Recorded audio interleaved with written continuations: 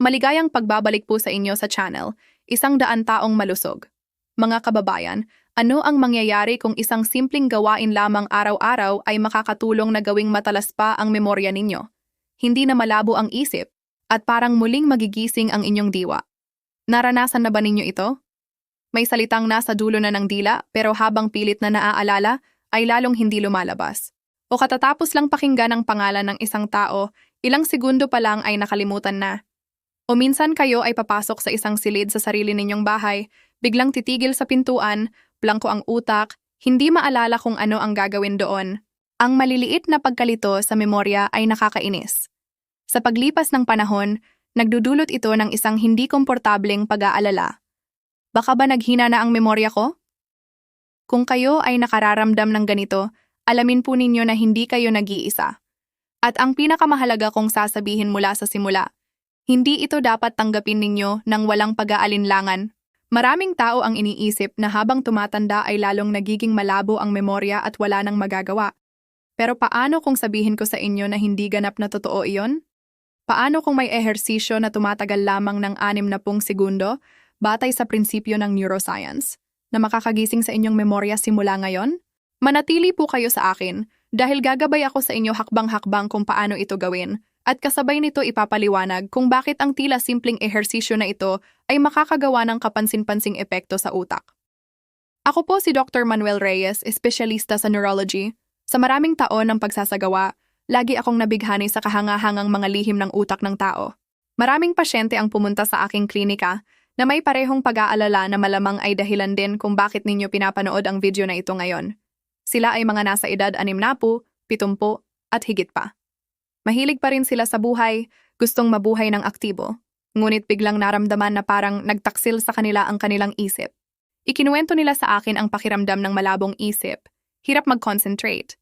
Hirap maalala ang mga bagay na dati kailangan lang isipin, sandali ay agad na naaalala. At sa kanilang mga mata, hindi lamang nakikita ko ang pagkabagabag, kundi pati na ang takot. Takot mawala ang kalayaan. Takot maging pabigat sa mga anak at apo. Takot na balang araw, ang mga pinakamahalagang alaala sa buhay ay unti-unting mawawala. Ang tungkulin ko ay tulungan kayong palitan ang takot na iyon ng kaalaman at bigyan kayo ng mga praktikal at madaling gamitin na kasangkapan. Dahil ang makabagong neuroscience ay nagpapatunay ng isang bagay na puno ng pag-asa.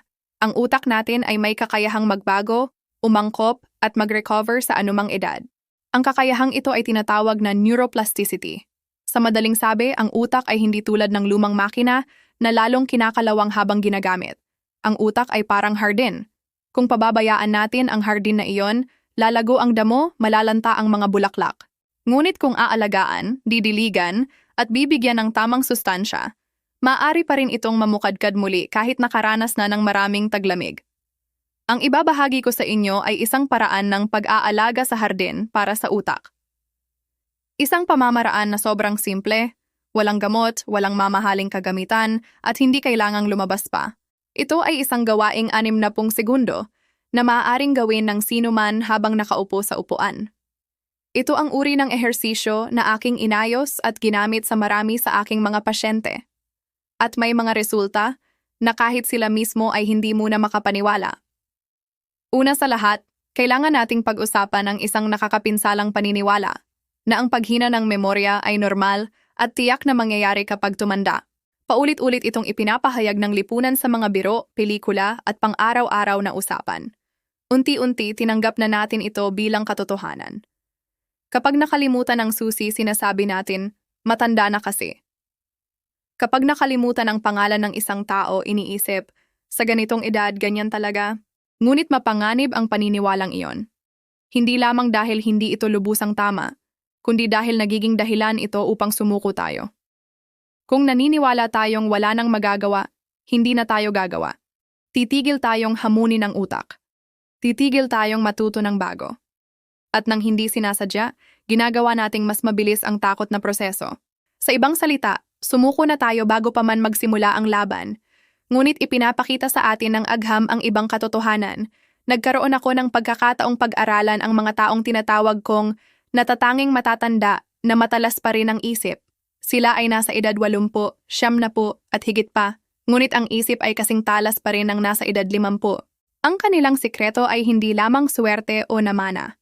Ang pinakamalaking pagkakatulad ay may pamumuhay sila na nagpapanatiling aktibo at nourished ang utak. Sinadya man o hindi, hinasa nila ang neuroplasticity sa buong buhay nila. Inalagaan nila ang hardin ng kanilang utak.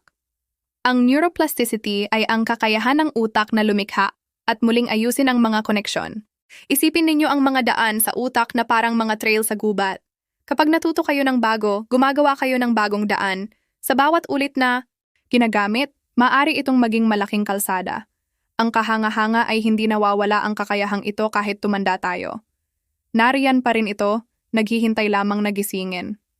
Ibig sabihin, kahit ang ilan sa mga neural pathway sa inyong utak ay humina na, may kakayahan pa rin kayong bumuo ng mga bagong daan.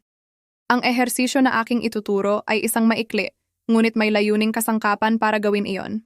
Hinahila nito ang utak mula sa automatic mode, pinipilit itong mag-concentrate, mag-coordinate, at lumikha ng karagdagang koneksyon.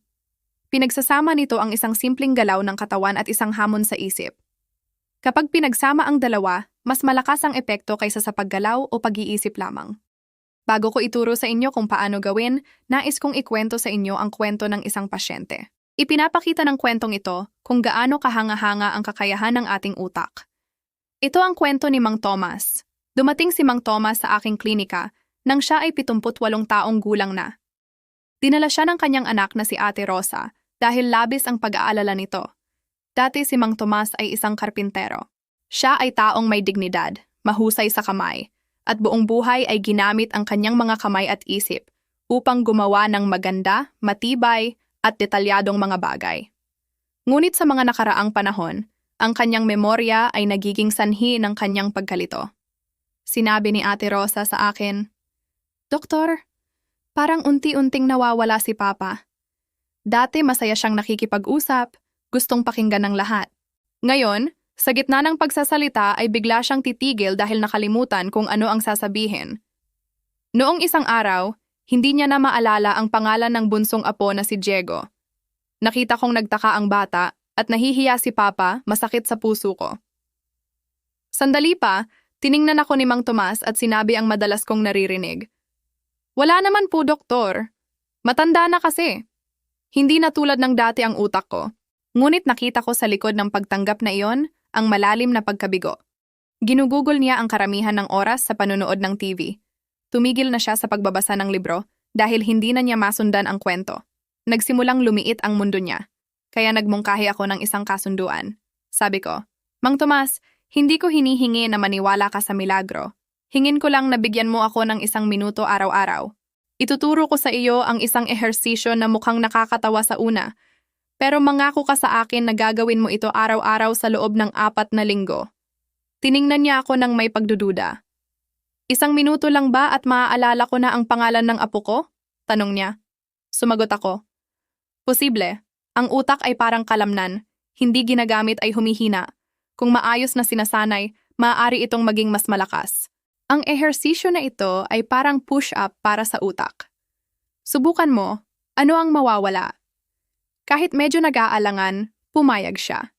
Tinuruan ko siya ng eksaktong ehersisyo na ituturo ko rin sa inyo mamaya. Pagkalipas ng 4 na linggo, bumalik si Mang Thomas sa klinika. At kitang-kita ang pagkakaiba. Pumasok siya ng mas tuwid ang tayo, mas mahigpit ang pakikipagkamay, at diretsong tumingin sa aking mga mata. Si Ate Rosa ang unang nagsalita, nanginginig ang boses. "Doktor, talagang mahirap paniwalaan. Noong nakaraang linggo, tinanong ng anak ko na si Diego ang kanyang lolo tungkol sa laruang ginawa niya para rito ilang taon na ang nakalipas. Hindi lang naalala ni Papa ang laruan, kundi ikinuwento pa kung paano niya pinili ang kahoy, pinutol at kinupitan, at naalala pa ang pangalan ng aso namin noon. Ilang taon na akong hindi nakakita kay Papa na nagsasalita ng ganito kalinaw." Ngumiti si Mang Tomas at sinabi, "Sa una, medyo nahihiya ako sa mga galaw na iyon, pero ginawa ko pa rin araw-araw. Pagkatapos ng 1 linggo, mas gising na ako tuwing umaga. Pagkatapos ng 2 linggo, napansin kong masusundan ko na ang balita ng hindi nalilito. Kahapon, bigla kong naalala ang pangalan ng dating kasamahan sa trabaho, mahigit 30 taon nang hindi nagkita. Lumabas ng natural ang pangalang iyon, parang may binuksang bintana sa utak ko. Ang kwento ni Mang Tomas ay hindi milagro. At kailangan kong linawin, hindi lahat ay magkakaroon ng ganitong malaking pagbabago.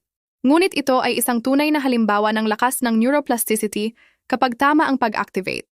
At ngayon, oras na para matutunan ninyo kung paano ito gamitin. Ang ehersisyo na 60 segundo, sunod-sunod na gabay. Sige, ito na ang pinakamahalagang bahagi. Kung maaari, maghanda na kayong gawin ito kasama ko ngayon. Ang kailangan ninyo lang ay isang upuan at 1 minutong pagtuon. Tandaan, ang susi ng ehersisyo na ito ay hindi ang lakas, kundi ang atensyon. Hahatiin natin ang 1 minuto sa 2 bahagi, 30 segundo bawat isa. Maghanda. Bago magsimula, umupo kayo sa gilid ng upuan. Panatilihing tuwid ang likod pero huwag maging matigas. Ang 2 paa ay matatag sa sahig, buksan ng katumbas ng balakang. Ang 2 kamay ay ilagay ng gaan sa hita. Ngayon, ipikit ng bahagya ang mata at huminga ng malalim. Huminga sa ilong, pagkatapos ay dahan-dahang ilabas sa bibig, pakawalan ang lahat ng tensyon sa katawan. Pagkatapos, imulat ang mata. Simulan na natin. Bahagi 1. I-activate at magdagdag ng oxygen sa utak sa unang 30 segundo. Ang layunin ng bahaging ito ay 2. Tulungan ang dugong mayaman sa oxygen na umagos ng maayos patungo sa utak at gisingin ang mga bahagi ng utak na responsable sa koordinasyon. Gagawa tayo ng simpleng galaw, mabagal at kontrolado. Ang galaw ay ganito. Ilagay ang 2 kamay sa hita. Dahan-dahang itaas ang kanang braso pasulong hanggang maging paralel ito sa sahig. Ang kaliwang braso ay manatiling tahimik. Isama ang paghinga. Kapag itinataas ang kanang kamay, huminga ng dahan sa ilong habang binibilang sa isip mula 1 hanggang 4. 1, 2, 3, 4. Ngayon dahan-dahang ibaba ang kanang kamay pabalik sa hita. Kapag ibinababa, huminga ng dahan sa bibig, bilang din mula 1 hanggang 4. 1, 2, 3, 4 susunod, huwag tumigil. Gawin ang pareho sa kaliwang kamay. Itaas ang kaliwang kamay habang humihinga. 1, 2, 3, 4 ibaba ang kaliwang kamay habang humihinga. 1, 2, 3, 4. Subukan natin ng 1 beses. Kanang kamay itaas habang humihinga, ibaba habang humihinga. Kaliwang kamay itaas habang humihinga, ibaba habang humihinga. Napakagaling. Sa unang 30 segundo, ipagpatuloy ninyo ang galaw na ito ng pantay. Palitan ang 2 kamay, huwag magmadali. Ang mahalaga ay ang kontrol. Damhin ang galaw ng braso, damhin ang paghinga, damhin ang katawan na nagiging mas mabagal at mas gising. Bakit epektibo ang bahaging ito? Ang rhythmic na galaw na sinamahan ng malalim na paghinga ay nakakapagpakalma sa nervous system at nagpapataas ng oxygen sa dugo. Ang oxygen ay mahalagang gasolina na kailangan ng mga nerve cells upang gumana. Nakakatulong din ang galaw na ito na bawasan ang tensyon sa leeg at balikat upang mas malinaw ang daloy ng dugo patungo sa utak. Ang koordinasyon ng kamay at paghinga ay gigising sa utak at maghahanda para sa susunod na bahagi. Bahagi 2. Hamunin ang isip sa huling 30 segundo. Ito ang oras na sisimulan nating i-activate ang neuroplasticity.